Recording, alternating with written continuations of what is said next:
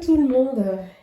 Comme d'habitude, je suis ravie de vous retrouver dans une vidéo où je vais un peu parler avec vous de la monétisation de YouTube. Donc vous verrez toujours pas ma tête, mais vous avez en fond coucou, dis bonjour, là il se réveille, notre ami Finlay.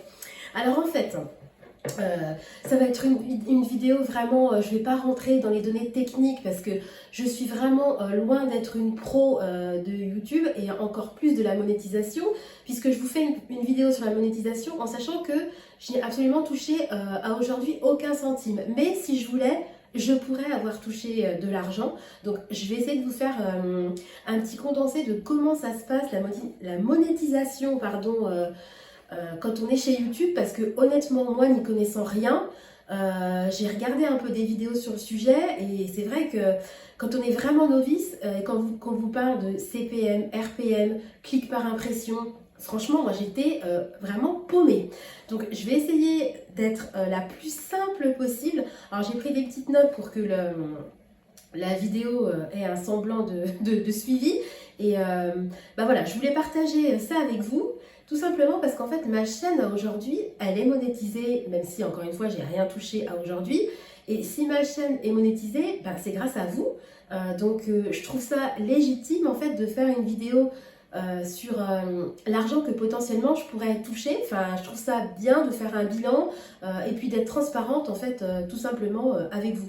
Ben, vous savez, moi, je suis une grande consommatrice entre guillemets de vidéos sur YouTube, particulièrement sur l'immobilier, le budget, la gestion du budget, surtout au niveau de la famille, quoi. Moi, je suis pas une super méga entrepreneuse. Moi, je m'intéresse vraiment à des budgets simples de famille, un peu comme nous. Et en fait, j'ai créé ma chaîne parce que je regardais beaucoup de vidéos sur le budget. Il y en a énormément qui sont sur des enveloppes physiques. Moi, je fonctionne à quasiment 100% en virtuel.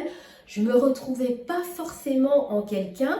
Alors moi, j'adore regarder des vidéos sur les défis. J'adore regarder des vidéos sur les budgets avec des enveloppes, les budgets zéro. Mais en fait, je regarde ce type de vidéos parce que j'aime ça, mais je ne fonctionne pas comme ça.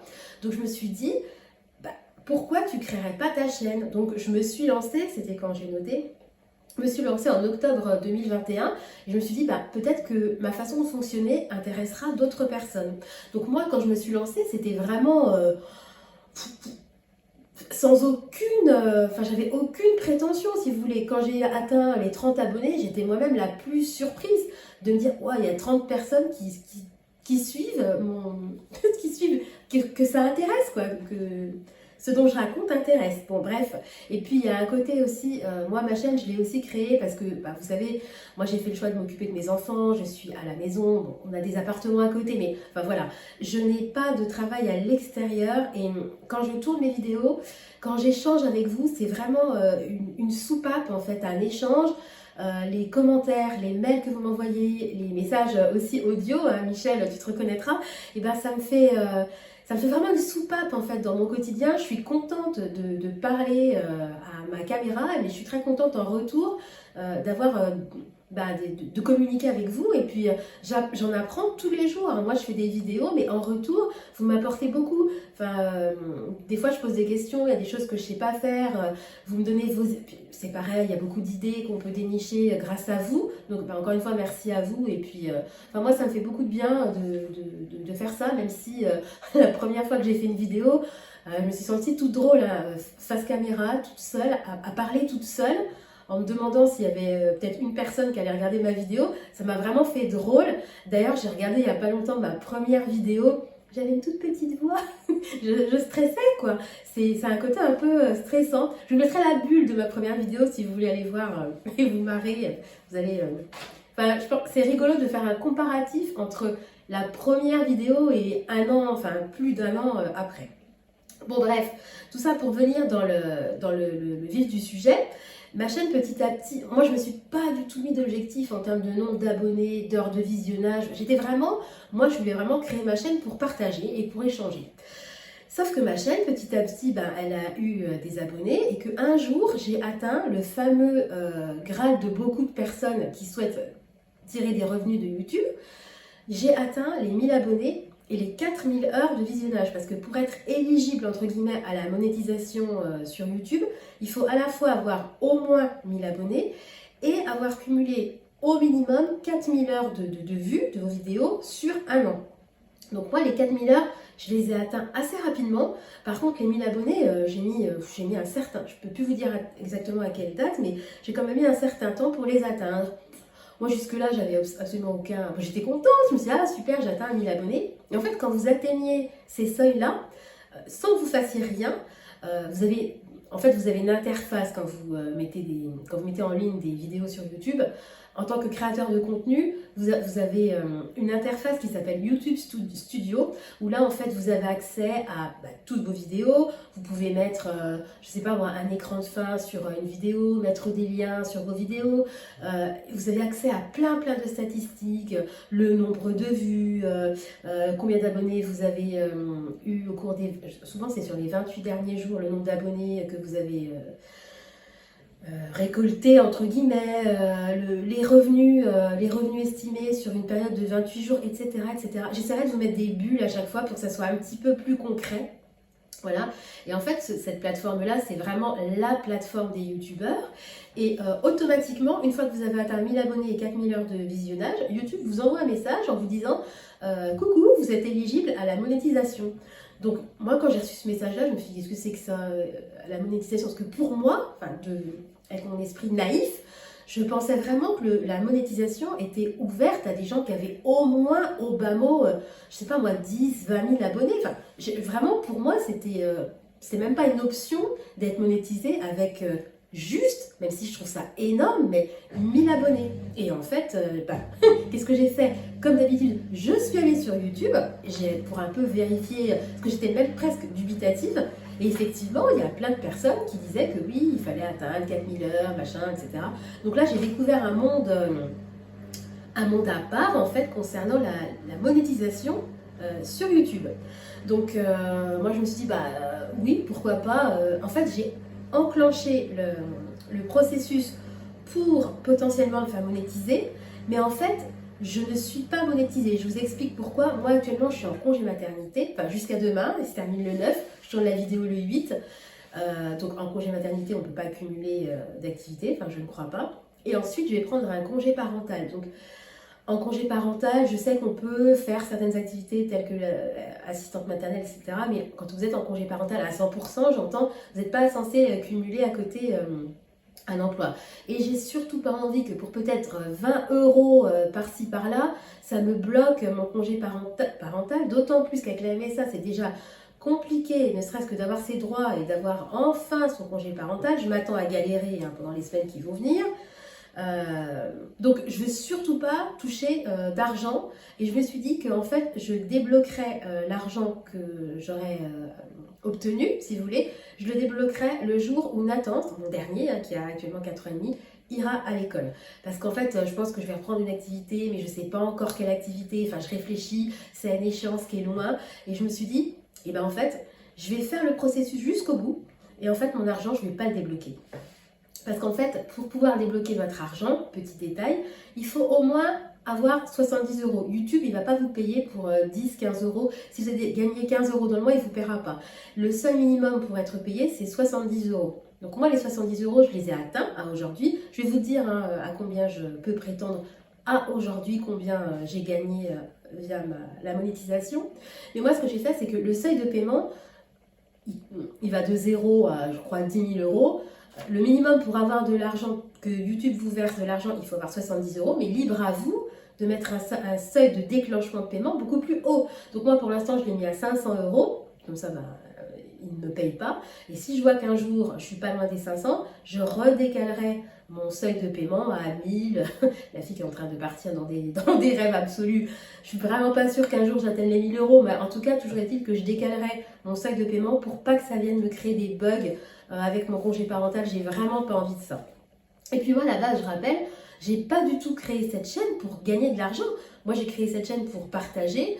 Voilà, après, si cette chaîne peut potentiellement un jour me rapporter, je sais pas moi, 30, 40 € dans le mois, mais ça serait, enfin moi, je trouverais ça vraiment absolument génial.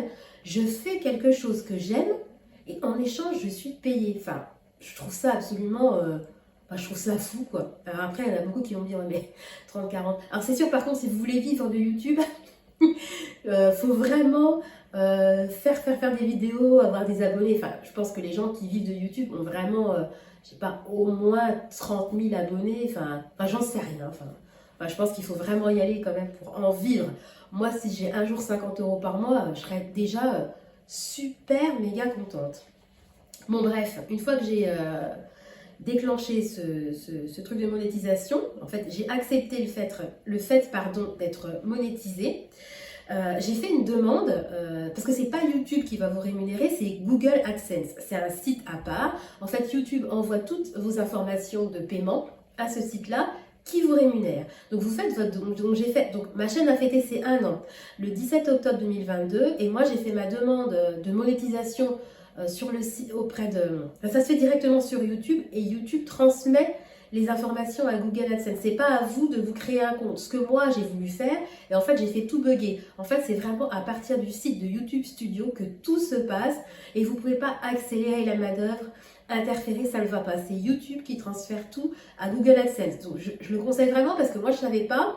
Donc après je voyais rien qui se passait sur le compte de Google AdSense. Donc j'ai voulu me créer un autre compte et là j'ai tout fait bugger. Donc surtout, toutes vos démarches, ça doit passer par votre compte YouTube Studio. Vraiment un conseil, quoi. Donc j'ai fait ma demande de monétisation sur le YouTube Studio le 6 octobre. Et j'ai été officiellement monétisée le 10 octobre. Donc j'ai reçu un message tout simplement sur YouTube Studio qui me disait « Félicitations, votre demande de monétisation a été acceptée, etc. » Et j'ai pu voir les premiers revenus estimés visibles sur mon compte le 12 octobre de 1,19 €. Bah oui, parce qu'en fait, toutes les heures de visionnage, tout ce que vous avez fait avant d'être monétisé, ça ne rentre pas en compte.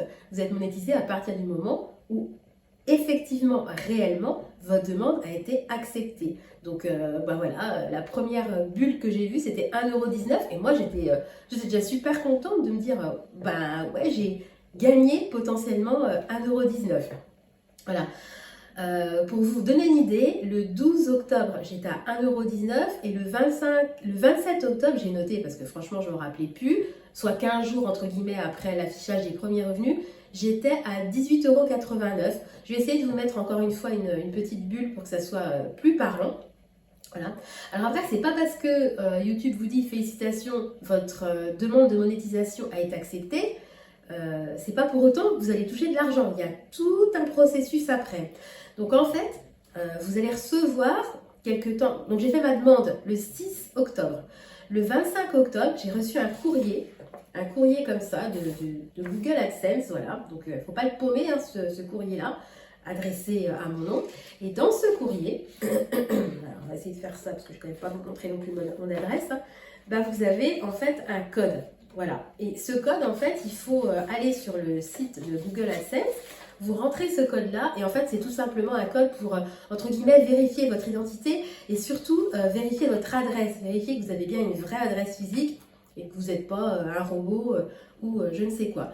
Donc, à partir de ce moment-là, en gros, vous confirmez votre identité et vous confirmez votre adresse. Donc moi, la validation de mon adresse, j'ai reçu le courrier le 25, la validation de mon adresse sur Google AdSense s'est effectuée le 31 octobre.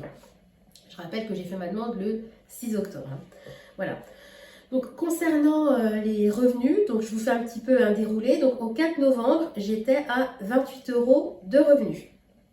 Et au 21 décembre, j'ai atteint les fameux 70 € requis pour pouvoir déclencher un paiement. Au 21 décembre, j'étais à 73,38 € de revenus. Donc, en résumé, les premiers revenus visibles que j'ai vus, c'était à 1,19 € le 12 octobre et j'ai atteint le seuil minimum de paiement le 21 décembre avec 73,38 €. C'est pas pour autant que j'aurais potentiellement pu être payée, hein, parce que y a encore une autre étape. Une fois que vous avez validé votre identité, une fois que vous avez validé votre adresse, il faut valider votre compte bancaire. Donc là, vous saisissez tout simplement votre RIB. Et puis, Google AdSense va vous faire un versement assez rapide, hein, dans le lendemain ou le surlendemain de la saisie de votre RIB. et ils vont vous envoyer un micro-versement entre 1 et 25 centimes. Et vous allez devoir retourner sur Google AdSense et saisir le montant que Google AdSense vous a versé. Alors moi, comme une grosse débile, j'ai pas bien lu ce qu'il fallait faire. J'ai juste lu, mettez un montant entre 0, 1 et 25. Donc j'ai mis 23, 22. J'ai pas lu en fait qu'il fallait attendre d'avoir reçu le versement. Donc après, qu'est-ce que j'ai fait? J'ai supprimé le compte que j'avais choisi et j'ai fait la même démarche sur un de mes comptes Boursorama. Croyez-vous que j'aurais regardé bien dans le détail ce qui était écrit? Non, non. J'ai continué comme un gros bourrin. J'ai re-rentré de mauvaises informations puisque j'étais allée trop vite, j'avais pas reçu le versement. J'ai fait ça quand même 4 fois pour me rendre compte que, ah bah oui, en fait, il fallait juste attendre d'avoir le versement sur mon compte et de mettre la somme que j'avais reçue sur mon compte. Donc en l'occurrence, moi j'avais reçu 24 centimes pour info. Donc bah, j'ai saisi 24 centimes et effectivement, là,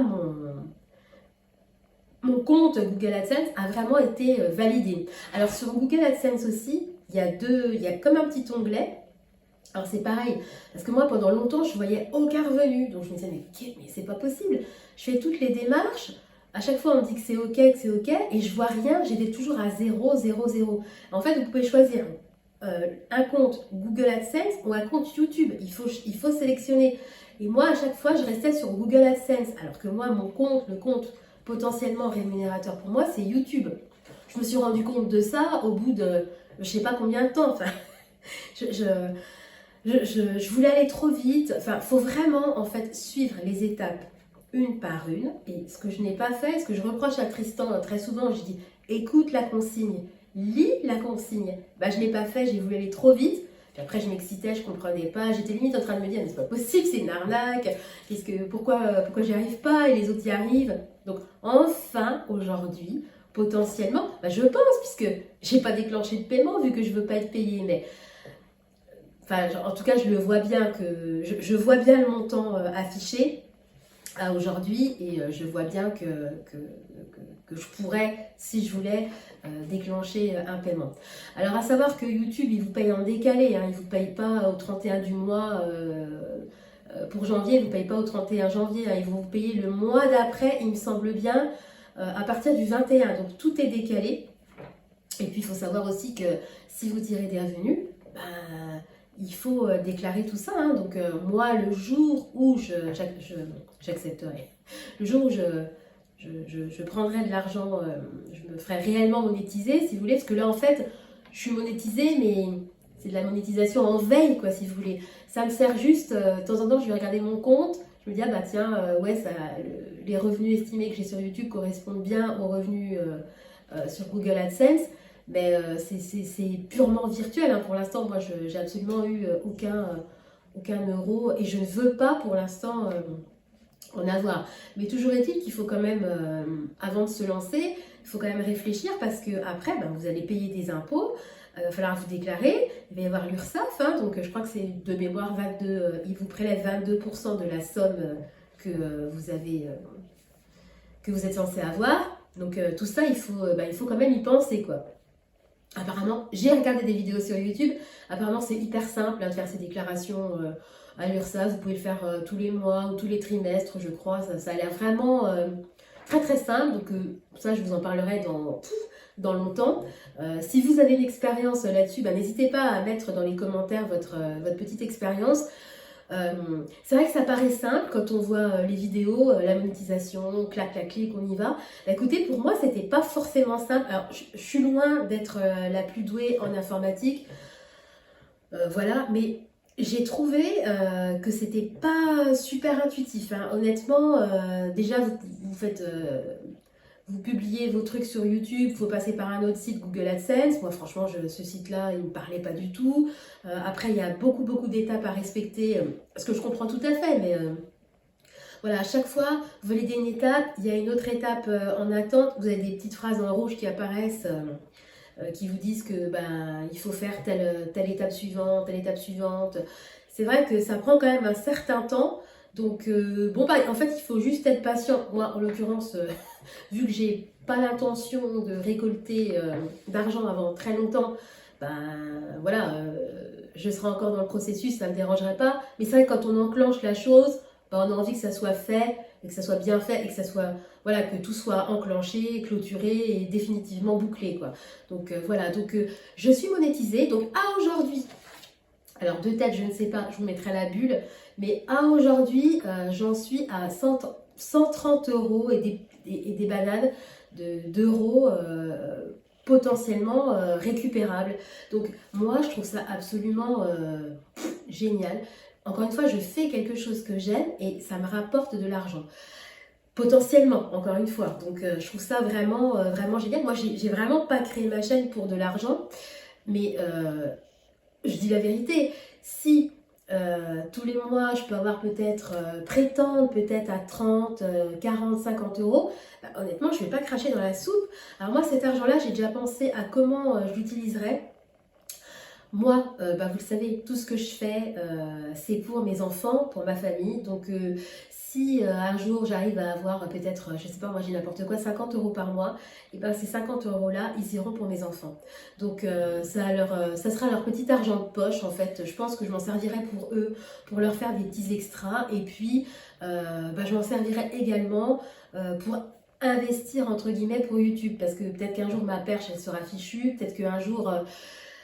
je vais me dire, bah Sandra, ton son il est pourri, il faut que tu investisses dans un micro, peut-être qu'un jour je ferai un concours, enfin, etc., etc. Et je me dis que, bah, quitte à faire, l'argent que je gagne de YouTube, autant que je le réinvestisse, si vous voulez, sur YouTube.